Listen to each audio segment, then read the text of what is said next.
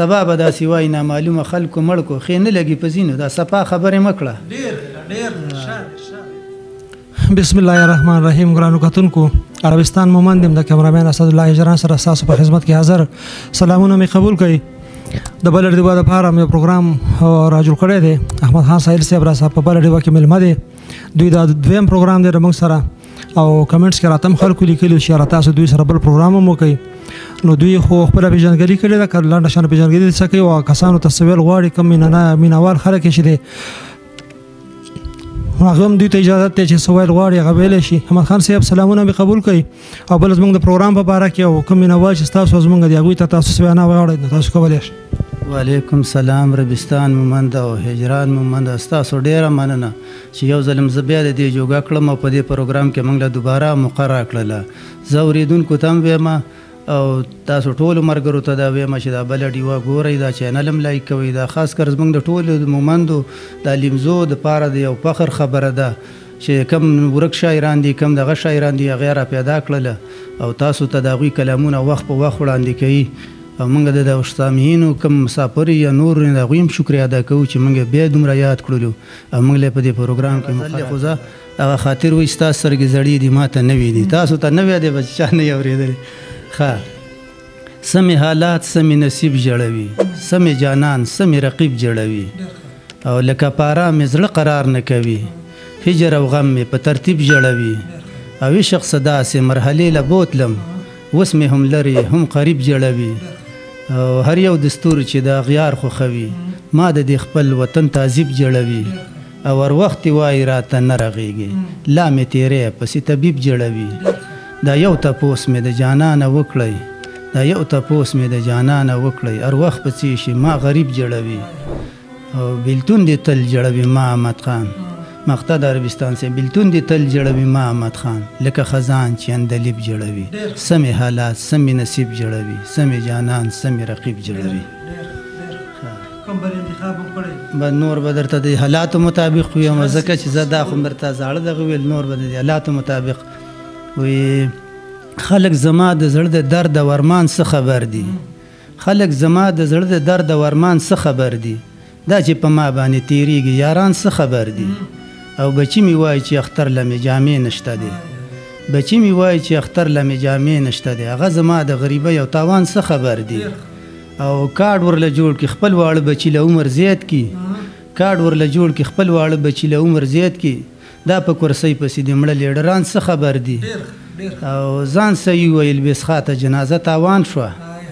خوار د پیسو د لاسه مړ دی مولیان څه خبر دي چا ویل د شپږو خویندو ورور نن په دوبۍ کې مړ دی چا ویل د شپږو خویندو ورور نن په دوبۍ کې مړ دی د دغه سختو نه زما واکداران څه خبر دي او غریبه ژوند دی په نارو د زنده‌آباد کې تیر کو خپله مزې کوي د تا نه خانان څه خبر دي او مورې د ورک بچي په تمه تمه ژوند بیلودو مورې د ورک بچي په تمه تمه ژوند بیلودو دا په ډالرو باندې مس قاتلان څه خبر دي او اخیری مقطع د ما احمد خان ورته د ستړي ژوند قصه وکړله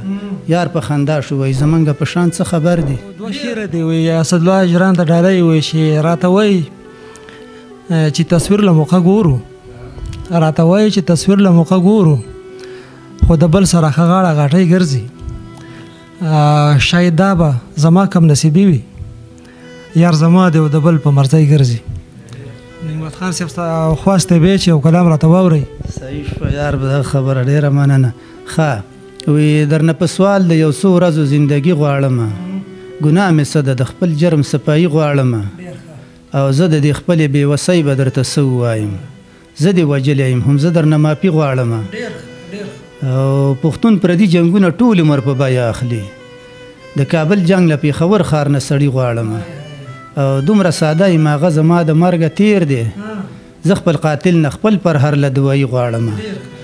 او یو ورځ به راشي د زرې زرې تپوس به کېږي درنه حساب به د دې خپلې تباهي غواړم او د محبت نشې څه داسې په ځان کړی یم زه لیونی یم چې شرابو نه مستي غواړم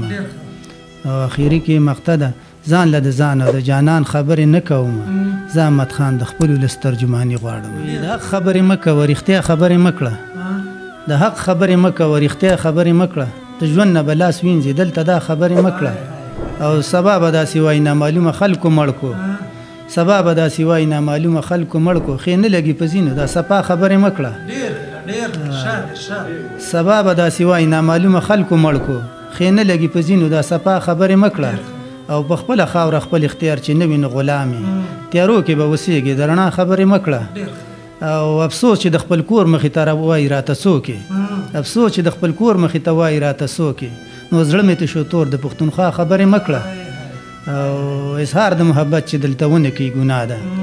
عربستان صاحب اظهار د محبت چې دلته ونه کړي ګناه ده هر څوک ته مجنون د لیلا خبرې مه کړه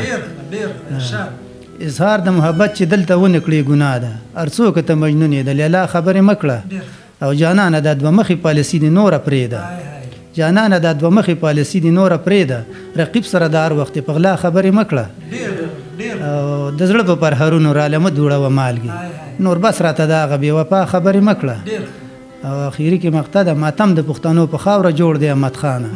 د چا د تورو زلفو ښکلا خبرې مه کړه ډېر ښه ناظرین دا احمد خان سایر صاحب چې تاسو واورېدو امید لرم چې تاسو به خوښ شوي وي د پروګرام زما هماغه یوه وړه خبره ده چې